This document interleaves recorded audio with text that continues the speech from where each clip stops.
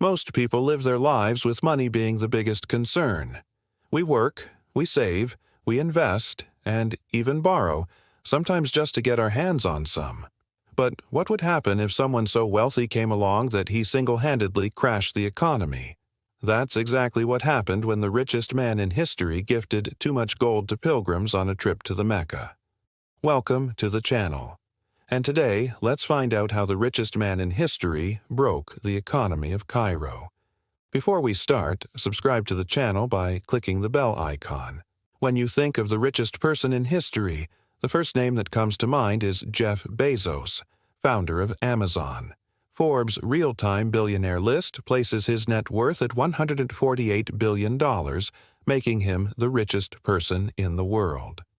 Next is Elon Musk, Tesla CEO, also said to be worth about $146 billion. Now, these two are pretty far ahead of everyone else on the list. If we were to add up the fortunes of the next three people on the list, Bill Gates, Larry Ellison, and Bernard Arnault, their combined wealth only adds up to $419 billion. Still, though, that much money is enough to make you a multi-billionaire. But compared to the main character of our story today, it is peanuts. Mansa Musa's wealth adjusted to inflation would be worth around $420 billion. Musa was the 10th Mansa, or Emperor of the Mali Empire, which was located in West Africa. He ruled from 1312 to 1337 and expanded the borders of his empire through military conquests while bringing peace and stability to his realm. During his rule, the Mali Empire was at its cultural, economic, and territorial peak. Musa ruled over one of the largest empires in the history of Africa, controlling the major gold and salt mines of West Africa. At its peak, the Mali Empire produced nearly half of the gold used worldwide, making Mansa Musa incredibly rich. Although Mansa was a devout Muslim, he never went on pilgrimage to Mecca, the mandatory religious duty for all Muslims to complete at least once in their life. However, in 1324, after 12 years of ruling the Mali Empire, Mansa decided to embark on a pilgrimage to Mecca. It was reported that Mansa assembled a massive convoy that is still talked about to this day. He left the capital city of Niani in West Africa with an army of 60,000 men. The journey to Mecca requires crossing the Sahara Desert, which was known to be filled with dangers such as hunger, thirst, and wild tribes. But Mansa was well prepared, and his huge army split into three groups to accompany him. One group consisted of 10,000 elephants armed with swords and spears. Another group was made up of 20,000 infantrymen who carried shields, swords, and bows and arrows. The last group was made up of 30,000 men who rode on elephants and horses and were responsible for carrying the supplies needed for the journey. For Musa to embark on this mission, he needed something beyond manpower. He needed gold, lots of it. Although the exact number of gold Mansa spent on the journey is not known, historians estimate that Mansa spent approximately 44 million ounces of gold, which is equal to $160 billion today. With everything set, Mansa set out on his journey to Mecca. It was reported that he lavished gold on all passers-by. There were 3 lamasas in Mansa's convoy, each with 10,000 followers. While one led the way, the other 2 followed, keeping the sanctity of the pilgrimage intact. Mansa lavished gold on all passers-by and even helped to rebuild cities and infrastructure along the way. He encouraged trade and diplomacy, forging alliances and amity pacts with local rulers. Mansa's journey to Mecca was a testament to his deep faith in Islam and his commitment to spreading the word of Allah. Throughout his travels, he built mosques and madrasas, or schools for Islamic studies, which served as centers for religious instruction and community life. Mansa's generosity and piety earned him great respect and admiration from the people he met on his pilgrimage. Many Muslims consider the Hajj to be one of the most spiritually rewarding experiences of their lives. So imagine being the richest man in history going on such a journey. He would surely be showered with even more respect. However, none of this was comparable to the grand entrance Mansa made into Cairo, Egypt. Cairo was the largest city in the world at the time with a population of around 1 million people, but it was also one of the most destitute cities in the world. When Mansa entered Cairo, he noticed that the streets were filthy, the buildings were dilapidated, and the people were starving. Mansa's heart went out for the people of Cairo, and he decided to shower them with gifts of gold. He lavished gold on the poor and the needy, the sick and the elderly, the children and the women.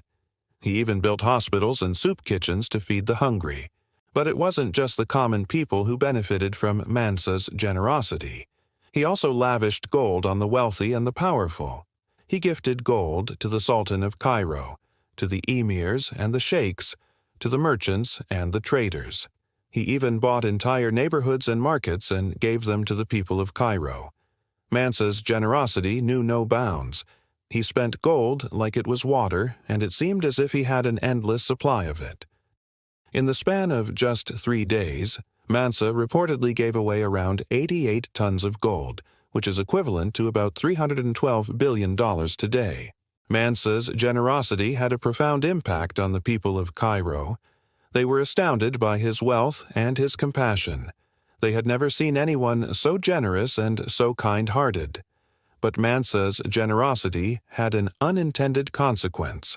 He had given away so much gold that he had practically devalued the currency. The amount of gold that Mansa gave away in Cairo was so much that it practically flooded the market.